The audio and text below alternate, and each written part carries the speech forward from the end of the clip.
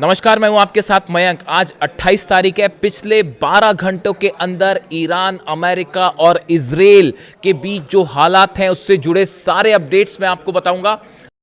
इस वक्त की सबसे बड़ी खबर है, ईरान और अमेरिका के बीच एक बार फिर भयानक जंग शुरू हो चुकी है और ईरान ने अब 3 अरब देशों पर निशाना साध दिया है। अरब देशों पर मिसाइल्स और ड्रोन से हमले शुरू कर दिए। देखिए, लगातार दूसरे दिन अमेरिका ने ईरान पर हमले किए हैं।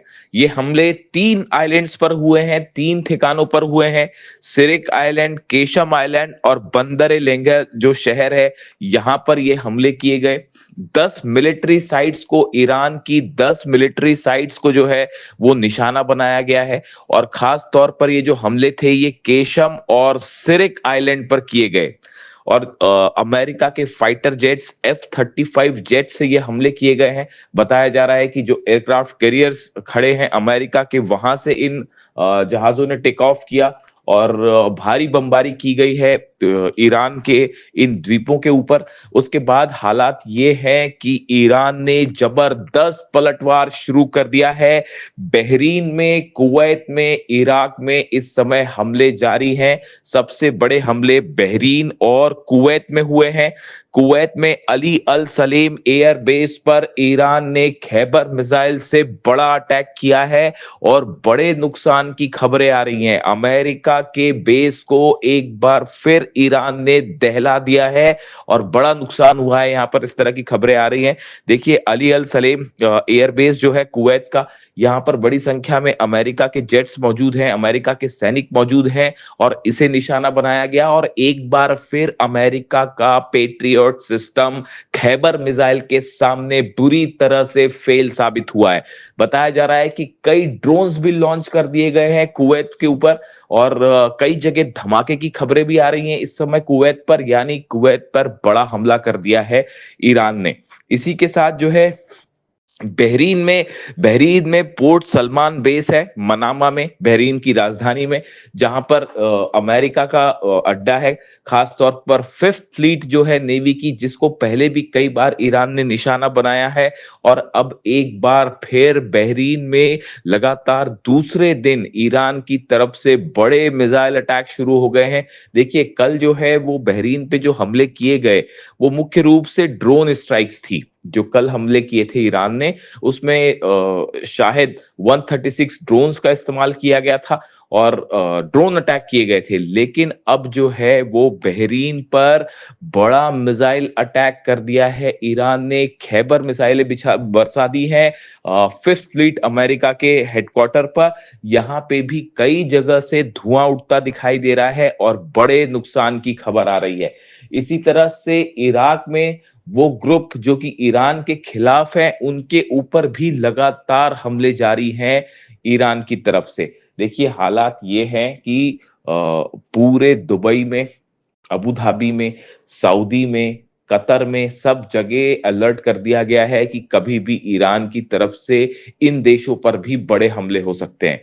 अब ये एमओयू को जो साइन हुआ था अमेरिका और ईरान के बीच में, इसको लगभग लगभग रद्द माना जा रहा है, कैंसिल माना जा रहा है। और जो हालात हैं वो एक बार फिर जंगी हो चुके हैं और ईरान की सेना भयंकर गुस्से में है। देखिए, ईरान ने ये कह दिया है कि ये उकसावे की कार्रवाई, जिस तरह से हमले किए गए, उसका बड़ा बदला लिया जाएगा और डोनाल्ड ट्रंप को और अरब देशों में जहां भी अमेरिका के बेसिस हैं, उन सब देशों में हमले किए जाएंगे और कड़ा सबक सिखाया जाएगा। देखिए, ये मामला जो है, हालात कैसे बिगड़े। पहले ईरान की तरफ से ये बात कही गई कि एक जहाज हमने देखा था जो क्रॉस करने की कोशिश कर रहा था, सिंगापुर का जहाज था।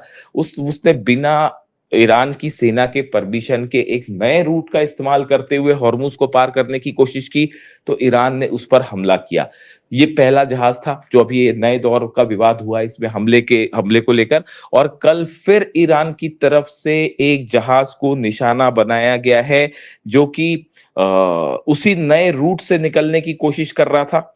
और इसको ईरान की तरफ से जो है वो वार्निंग दी गई कि इस जहाज को रोकने के लिए कहा गया, लेकिन ये जहाज नहीं रुका। इस पे पनामा का फ्लैग लगा हुआ था, पनामा फ्लैग शिप था, एमटी कीकू इसका नाम बताया जा रहा है, और इसमें 2 मिलियन बैरल ऑयल था, 2 मिलियन बैरल ऑयल भी इस पे था। ईरान की तरफ से इसे रोकने की बात कही गई, वार्निंग्स दी गई, लेकिन जहाज नहीं रुका तो ईरान ने हमले कर दिए। देखिए, दरअसल अब ये पूरी जंग जो है वो हॉर्मूज पर कंट्रोल को लेकर शुरू हो गई है।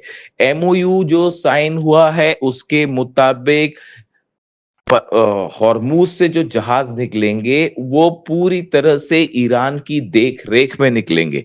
यानी हॉर्मूज खुलता है तो ईरान की देख रेख में जो है वो खुलेगा। लेकिन अब हालात ये हैं कि अमेरिका कई अरब मुल्कों के साथ मिलकर हॉर्मूज में एक नया रास्ता बनाने की कोशिश में जुटा है। वो पूरी तरह से ईरान को बाईपास करके यहां से जहाज निकालना चाहता है। ये एक बड़ी साजिश बताई जा रही है अमेरिका की कुछ अरब देशों के साथ मिलकर हॉर्मूज में, ऐसा ईरान का कहना है। ईरान ने साफ कर दिया है कि हॉर्मूज ईरान का था, ईरान का है और ईरान का रहेगा, और यहां पर किसी तरह की साजिश होगी तो उसका जवाब खैबर मिसाइलों से दिया जाएगा, उसका जवाब ड्रोन से दिया जाएगा। और हॉर्मूज में एक बार फिर ईरान की तरफ से जो हमले हुए हैं उसने ये साबित कर दिया है कि अमेरिका चाहे लाख कोशिश करे, किसी भी अरब देश के साथ मिलकर कोई कोशिश कर ले हॉर्मूज पर कंट्रोल करने की, लेकिन हकीकत यह है कि हॉर्मूज में ईरान की परमिशन के बिना परिंदा भी पर नहीं मार सकता। और पिछले 2 दिन से ये हमले हो रहे हैं, ये बात एक बार फिर बता रहे हैं कि अमेरिका को मुंह की खानी पड़ेगी हॉर्मूज में। देखिए, हालात ये है, ये जितने समय का सीज फायर रहा, जितने आइलैंड्स थे उन सब आइलैंड्स पर ईरान ने अपने मिसाइल लॉन्चर्स को मजबूत कर लिया है, अपने ड्रोन लॉन्चर्स को मजबूत कर लिया है। इसका नतीजा यह है कि अगर ईरान की सेना की जानकारी के बिना जहाज निकलने की कोशिश करेंगे तो ईरान सीधा उन्हें निशाना बनाएगा और अमेरिका उनकी रक्षा नहीं कर सकता। आज बहरीन पर जिस तरह से हमले हो रहे हैं, कुवैत पर हमले हो रहे हैं, इसने एक बार फिर साबित कर दिया है कि अमेरिका अरब देशों की रक्षा नहीं कर सकता। अरब देशों का विश्वास अमेरिका से उठ चुका है। इसीलिए ईरान की तरफ से कहा गया था कि आप अमेरिका को एयर स्पेस ना दें, अमेरिका को हमले करने के लिए अपने देश की जमीन ना दें, वरना अंजाम बुरा होगा। और एक बार फिर मामला उसी तरफ बढ़ता दिखाई दे रहा है। अब हालात ये हैं कि एमओयू और सीज फायर जो है वो पूरी तरह से तार तार हो चुका है, मामला बिगड़ चुका है। डोनाल्ड ट्रंप की तरफ से एक बार फिर नई वार्निंग आई है। डोनाल्ड ट्रंप ने कहा है कि no longer able to be reasonable. उन्होंने कहा है कि अब और संयम नहीं बरता जाएगा, ज्यादा रीजनेबल और नहीं हुआ जा सकता। Would be forced to militarily complete the job. उन्होंने कहा है कि अब सेना की मदद से हमारा लक्ष्य पूरा किया जाएगा। इसे एक प्रकार से इस बात का ऐलान माना जा रहा है कि अब अमेरिका और ईरान के बीच हालात और खराब होंगे और बड़ी जंग शुरू हो सकती है। इसी बात की वार्निंग रूस की तरफ से दी गई थी, इसी बात की वार्निंग चाइना की तरफ से दी गई थी। मैं आपको बार बार अपने वीडियोस में यह बात कह रहा था कि एक बार फिर धोखा होगा, एक बार फिर धोखा होगा, और देखिए वही बात सही साबित हुई। हमने एमओयू, जिस दिन एमओयू साइन हुआ था उसी दिन हमने अपने पॉडकास्ट में आपको बताया था कि इस एमओयू की कई शर्तें ऐसी हैं जिन्हें पूरा करना बेहद मुश्किल है, और ये एमओयू ज्यादा दिनों तक टिक नहीं पाएगा। और इस एमओयू के पीछे, पर्दे के पीछे ईरान के खिलाफ कई साजिश रची जा रही है। हॉर्मूज पर कैसे कब्जा किया जाए, इसकी साजिश है। ईरान के यूरेनियम पर कैसा कब्जा किया जाए, इसकी साजिश है।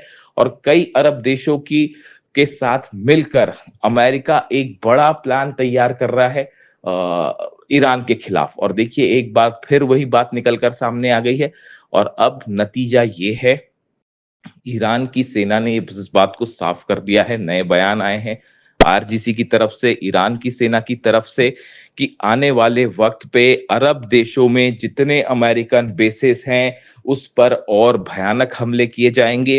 हॉर्मूज में हर चैलेंज का सख्त जवाब दिया जाएगा। ऐसा करारा जवाब जो शायद पहले भी नहीं देखा होगा। बताया जा रहा है ईरान एक बहुत बड़े हमले की प्लानिंग कर रहा है। हालात देखिए लेबनान में भी जिस तरह से है, लेबनान में एक बार फिर जो है नेतन्याहू ने बमबारी शुरू कर दी है और वहां पर भी मौतों की खबरें आ रही हैं। ऐसा ही हाल गाजा का है।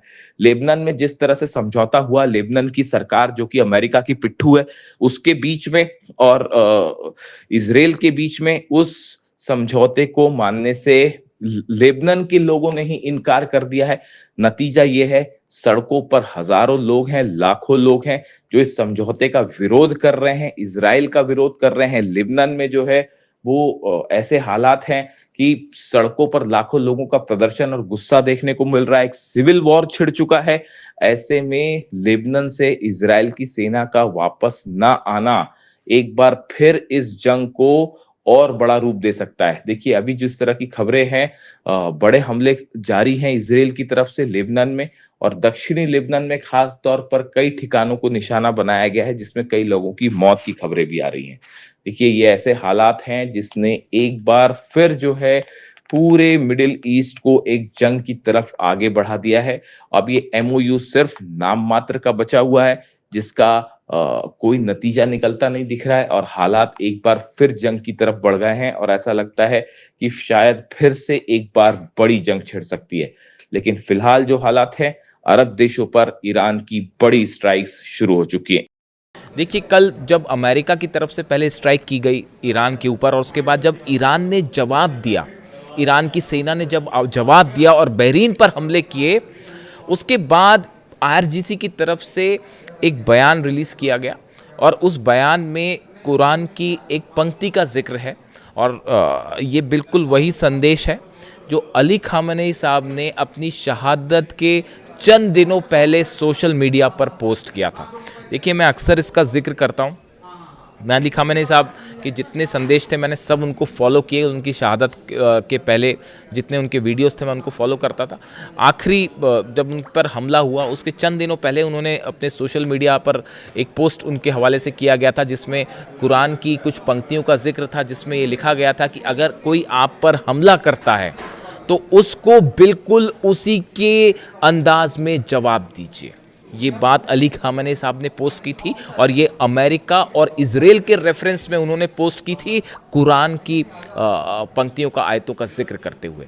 यानी देखिए अली खामेनी साहब ने जो बात कही, बिल्कुल उन्हीं पंक्तियों का इस्तेमाल अब ईरान की सेना ने भी किया है और आईआरजीसी ने भी इन्हीं पंक्तियों को पोस्ट किया और ये कहा कि अगर कोई आप पर हमला करता है तो उसको उसी की भाषा में जवाब दिया जाना चाहिए। और ये रेफरेंस था अमेरिका के हमलों का, जिस तरह से अमेरिका ने हमले किए और बिल्कुल अली खामेनी साहब ने जो रास्ता दिखाया उसी पर चलते हुए ईरान की सेना ने एक बार फिर अमेरिका के बेसिस पर जबरदस्त अटैक किया।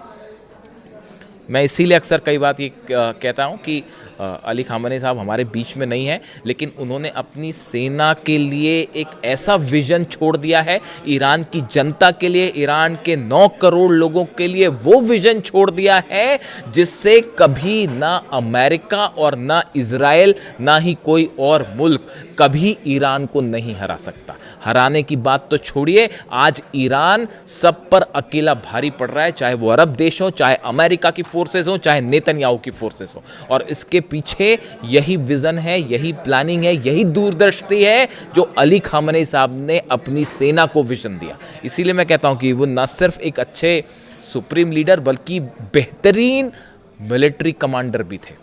और ये ही उसका, ये जो कल ईरान की सेना ने जिस तरह से स्ट्राइक की और वो मिसाइल्स रुक नहीं पाई, ड्रोन्स रुक नहीं पाए और जिस अंदाज में हमला किया, ये एग्रेसिव जेस्चर बताता है कि अली खामेनी साहब ने जो है वो ईरान की जीत सुनिश्चित कर दी है।